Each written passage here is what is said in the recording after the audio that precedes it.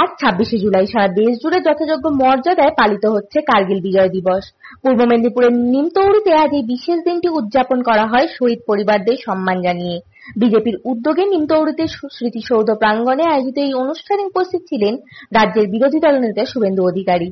তিনি শহীদ পরিবারের সদস্যদের সংবর্ধনা জানান এবং কার্গিল যুদ্ধে বীর শহীদদের প্রতি শ্রদ্ধার্ঘ্য অর্পণ করেন। এই উপলক্ষে তিনি পাকিস্তানের সন্ত্রাসমূলক কর্মকাণ্ডের তীব্র সমালোচনা করেন এবং পেহেলগাঁওতে হিন্দুদের হত্যার ঘটনা প্রসঙ্গে তুলে ধরে একে অপারেশন সিন্দুর নাম দিয়ে ভারতের বিজয় হিসেবে ব্যাখ্যা করেন। পাশাপাশি 15ই আগস্টের পর তিনি আবারও রাজনৈতিক ময়দানে নামার ঘোষণা দেন। এই অনুষ্ঠানটি নিবেদন করছেন Indigo the boutique, Ena advertising, city light digital production, digi legal India. দেয়নি ভারতের যারা সামরিক বিজ্ঞানীরা আছেন তাদের তৈরি করা। আপনারা দেখেছেন ব্রহ্মস মিসাইল কিভাবে ব্রহ্মস কাজ করেছে।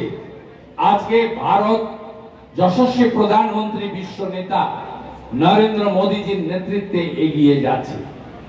এই জায়গা স্বাধীনতা আন্দোলনের জায়গা। আমরা মেদিনীপুরের লোক 47-এর স্বাধীনতা পাইনি, আমরা 42-এ স্বাধীনতা পেয়েছিলাম। 17ই ডিসেম্বর সেই নিমতৌড়ি স্মৃতিসৌধে আজকের এই দিনে আমাদের জোড়া সাফল্য কার্গিল বিজয় দিবস সঙ্গে অপারেশন সিঁদুর। এইখানে দাঁড়িয়ে আমরা এই দিনটি উদযাপন করার মধ্য দিয়ে একটি মহতি কর্মসূচি আমাদের এক্স সার্ভিসম্যান করলো।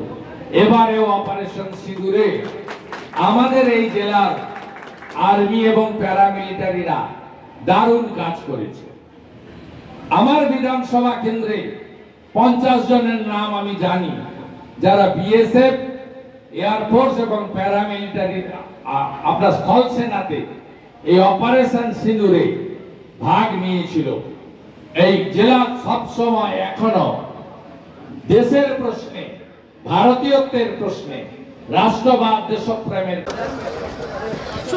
এসআইআর নিয়ে মুখ্যমন্ত্রী মমতা বন্দ্যোপাধ্যায় কি ভয় পাচ্ছেন? গতকাল মুখ্যমন্ত্রীর দপ্তরে মুখ্যমন্ত্রীর principal secretary Gautam Sanyal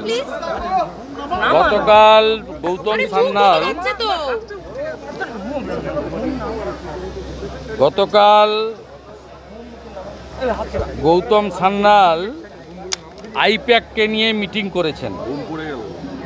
meeting করে তিনি নির্দেশ দিয়েছেন CMO West Bengal directed DM SDO yesterday to issue large numbers of domicile certificate for the district of North South 24 Pargona, Nodia, Murshidabad, Birbhum, Malda, North and South Dinajpur, Cochbihar। এইটা